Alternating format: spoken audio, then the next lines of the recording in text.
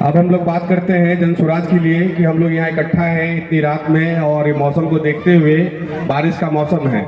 अभी आप सबको पता होगा कि 2025 का विधानसभा चुनाव होने वाला है। जो आपके एमएलए हैं, सिटिंग एमएलए नीतीश मिश्रा जी, जो यहाँ पे 4 बार से एमएलए रह चुके हैं, आपको उनसे सीखने की जरूरत है, उनके पिताजी से सीखने की जरूरत है। श्री जगन्नाथ मिश्रा जी साथ में लालू जी के साथ चारा चोरी के इल्जाम में दोनों को बराबर कोर्ट की सजा हुई थी, पर लालू जी को मीडिया के द्वारा बदनाम करके और उनको राजनीति से अलग कर दिया गया। वो मुख्य धारा की राजनीति से बिल्कुल अलग है। पर आपको सीखने की जरूरत है कि लालू जी कितने अच्छे पिता हैं, वो अपने बेटे की कितने फिक्र करते हैं। उनका कहना है कि पूरे बिहार वासी मिलकर के तेजस्वी प्रसाद यादव को ही वोट करेंगे मुख्यमंत्री बनने के लिए। वो ये नहीं कह रहे हैं कि यादव समाज का कोई काबिल व्यक्ति आकर के बिहार का मुख्यमंत्री बने। तो आपको हमें ये उनसे सीखने की जरूरत है कि नेता से, कि वो अपने बच्चे के लिए, अपने परिवार के लिए क्या सोच रहा है। अब हमें और आपको अगर अपने जनप्रतिनिधि से सवाल नहीं कर पा रहे हैं, जो चुने हुए जनप्रतिनिधि हैं, तो आपको और हमको सवाल अपने आप से करना चाहिए कि आपने और हमने क्या पाया आज़ादी के 78 साल के बाद भी। आपकी ज़िंदगी आज भी वहीं की वहीं है जहां आज़ादी के बाद थी। 1971 में इंदिरा गांधी जी ने नारा दिया था, गरीबी हटाओ, देश से गरीबी हटाओ।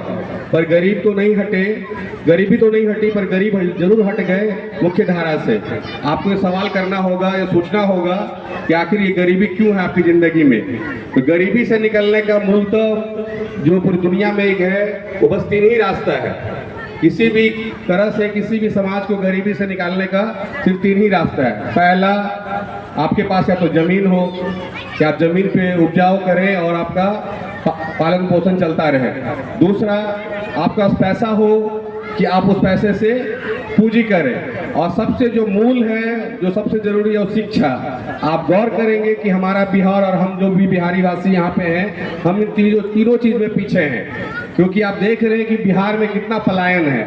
पलायन यहाँ सिर्फ श्रम का नहीं है, श्रम मतलब मजदूर का पलायन नहीं है, साथ में यहाँ पे बुद्धि का भी पलायन है और पैसे का भी पलायन है। हमारा पैसा जो आप और हम मेहनत से कमाते हैं और बैंक में जमा करते हैं, वो बैंक हमें लोन नहीं दे करके दूसरे राज्यों को भेजा जा रहा है और दूसरे राज्य तरक्की कर रहे हैं। हम बिहार आज भी वहीं के वहीं हैं। आप वोट दे रहे हैं बिहार में, पर तरक्की कौन कर रहा है? गुजरात। क्योंकि प्रधानमंत्री देश के श्री नरेंद्र मोदी जी गुजरात के रहने वाले हैं। उनको फिक्र है गुजरात की, पर उनको फिक्र नहीं है बिहार की, फिक्र नहीं है। वो यहाँ आते हैं तो बात करते हैं मजदूर की, मजदूरों के लिए, और ट्रेन की बात करते हैं जो मजदूर यहाँ से बैठ करके गुजरात और मुंबई जाके काम करे। और जब गुजरात जाके वो भाषण देते हैं तो वहाँ बात करते हैं स्मार्ट सिटी की, सोलर सिटी की, गिफ्ट सिटी की। आप उनके भाषण को सुना कीजिए। और उसके जो बहुत ज़रूरी ये चीज़ है कि आपको अपने लिए खुद सोचना होगा। कोई पॉलिटिकल लीडर आके ये नहीं सोचेगा कि आपकी ज़िंदगी में कैसे बदलाव आएगा। हम एक एक लीडर के बारे में आपको बता रहे हैं, आप गौर से सुनिए उस चीज़ को। चिराग पासवान जी रामविलास पासवान जी के बेटे हैं। उनका पार्टी में वो कहते हैं हमेशा हर भाषण में, Bihar first, Bihari first, ticket देने में बहनोई फर्स्ट। उनके बहनोई को टिकट मिलेगा या उनकी बहन को टिकट मिलेगा, जो भी है। आप बात कर लीजिए आप जीतन राम मांझी की, उनका बेटा भी मंत्री है, उनकी बहू भी मंत्री है, उनकी समधन भी एमएलए है। आप बात कर लीजिए आप सन ऑफ मल्ला जो कहते हैं आप मुकेश सहनी जी को, उनको फिक्र है कि वो टिकट उनको मिलना चाहिए और उनको उप मुख्यमंत्री बना। उनको कोई फर्क नहीं पड़ता कि जिस जात से, जिस धर्म की पार्टी की वो राजनीति करते हैं, उस जात का, उस धर्म का क्या हुआ, वो पार्टी और वो समाज के लोग कितने आगे बढ़ गए। तो आप इस गलतफहमी में मत रहिए कि कोई नेता आएगा आपकी किस्मत को बदलेगा, आपकी जिंदगी को बदलेगा। आपको खुद जागरूक होना होगा, आपको देखना होगा कौन आपकी बात कर रहा है, कौन आपके लिए सवाल कर रहा है। बिहार में मात्र प्रशांत किशोर जी ऐसा नेता है जो आज़ादी के 78 साल के बाद वो आए हैं और बिहार की बात करते हैं, बिहारी की बात करते हैं, और वो कहते हैं सही लोग, सही सोच, असामूहिक प्रयास। यहाँ जितने लोग बैठे हैं हम में से ही चुना गया है गोपाल यादव जी को। गोपाल यादव जी आप लोग का नेतृत्व करेंगे जयपुर विधानसभा का, तो आप लोग सब मिलकर इनके हाथ को मजबूत कीजिए और इनको जिता करके विधानसभा भेजिए कि आपकी आवाज को वहाँ ये बुलंद करे।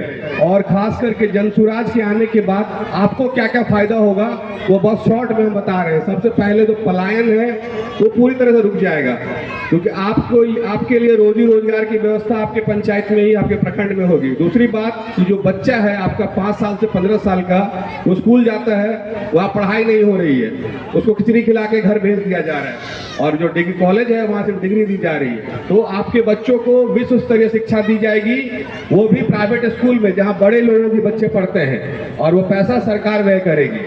तीसरा, जो बुजुर्ग हैं हमारे, आपने देखा होगा कि नीतीश जी 20 साल से मुख्यमंत्री हैं, उन्होंने 10 रुपया नहीं बढ़ाया, 4 से 10 रुपया नहीं किया, लेकिन प्रशांत जी के कहने के बाद, 2.5-3 साल से कहने के बाद कि 2000 हम पेंशन करेंगे, तो उन्होंने 1100 रुपया किया। मिल रहा है पेंशन 1100 रुपया आपको? 11 जुलाई से मिल रहा है ना? तो प्रशांत जी की मेहनत का नतीजा है। हम इतने पे नहीं मानेंगे, हम लोग इसको 2000 करेंगे, एक सम्मान राशि मिलेगी आपको। ये 3 चीज हो गया। चौथा, जो हमारी महिला जितनी यहाँ बैठी हैं, आप सब लोग ग्रुप लोन, समूह लोन लेते हैं, सर जी आते हैं, परेशान करते हैं, गाली गलौज करते हैं आप लोग के साथ। तो जन स्वराज की सरकार जब बनेगी, जब व्यवस्था यहाँ बिहार में कायम होगी, तो आपको सरकार अपनी ही गारंटी पे आपको लोन देगी 4% के ब्याज दर पे। मतलब 1 लाख रुपया लीजिएगा बिजनेस के लिए, तो फिर 4000 रुपया आपको किस्त देना पड़ेगा, ब्याज देना पड़ेगा पूरे साल का। और 5वां, जो हम खेती करते हैं यहाँ पे, खाने की सिर्फ खेती करते हैं, धान और गेहूं की खेती करते हैं, यहाँ दलहन नहीं होता है, गन्ना बहुत कम होता है, फल फूल सब्जी बहुत कम होता है। तो किसान को उसके लिए प्रोत्साहित किया जाएगा, और जो मजदूर आएगा उसमें, वो मनरेगा के थ्रू उनको मजदूरी दी जाएगी, किसान को लागत कम पड़ेगा। ये मुख्यतः 5 चीजें हैं जिसपे जन स्वराज काम कर रही है। 6ठी चीज ये कि जन स्वराज के आने के बाद समाज से शराबबंदी को पूरी तरह से खत्म कर दिया जाएगा। शराबबंदी की वजह से 1 लाख गरीब और बेकसूर इंसान आज जेल में है, जो धन्ना सेठ है, शराब बेच बेच के पैसा कमा रहा है। शराबबंदी और इतनी अच्छी चीज होती तो क्या बाकी राज्य में लागू नहीं होता? होता लागू ना? भारत में कितना राज्य है? 28 से 29 राज्य है ना? बिहार में क्यों लागू है? क्योंकि हम लोगों को मूर्ख बनाया जा रहा है। सारा पैसा बालू माफिया, शराब माफिया के थ्रू सरकार को फंड किया जाता है जनता को परेशान करने के लिए। ये तो हो गई जन स्वराज की बात। जन स्वराज आएगी तो क्या करने वाले? अभी कुछ दिन पहले हम लोगों ने विधानसभा का घेराव किया आप लोगों की समस्याओं को लेकर। मुख्यतः उसमें 3 समस्या है। पहला, नवंबर 2022 में नीतीश सरकार ने अनाउंस किया था कि उन 94 लाख गरीब परिवार, जो बिहार के 94 लाख गरीब परिवार हैं, उसमें से हर परिवार को 2 लाख रुपया मिलेगा आर्थिक सहायता उद्योग का धंधा करने के लिए। आप में से किसी को मिला है? मिला आप लोग को? सवाल क्यों नहीं पूछते अपने नीतीश मिश्रा जी से? सवाल पूछिए आप लोग। दूसरी बात, उन्होंने नवंबर में घोषणा किया 22 में कि जितने भी दलित हैं बिहार में, भूमिहीन हैं, गरीब हैं, महादलित हैं, सबको 3 डेसिमल जमीन मिलेगा। आपके गांव में किसी को मिला? मिला है? सवाल कीजिए। और तीसरी चीज, जमीन सर्वे के नाम पे 2013 से सर्वे चल रहा है जमीन का बिहार में।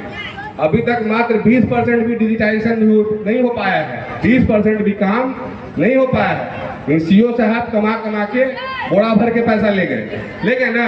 इन 3 मुद्दों को लेके हम लोगों ने विधानसभा का घेराव किया है। मुख्य सचिव से मैं कहा गया है कि 15 अगस्त के बाद मिलने के लिए। और बहुत सी बातें हैं, पर आप लोग को ये जरूर जागरूक होना होगा कि समस्या आपकी है तो समाधान भी आपको ही सोचना है, ठीक है ना? इन्हीं बातों के साथ मैं अपनी बात को खत्म करता हूँ। धन्यवाद।